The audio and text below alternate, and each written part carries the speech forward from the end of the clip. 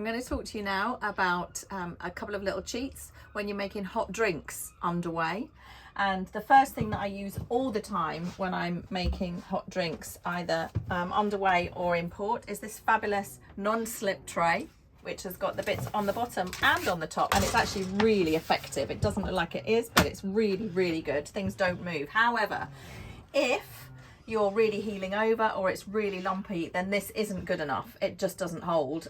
They do slide very slightly, and also they tip, and if you've got any liquid in above about 2/3, it will just come over the top. So what we've started doing is using this fabulous non-slip matting, which we just bung in the sink, put the mugs in, and there you go.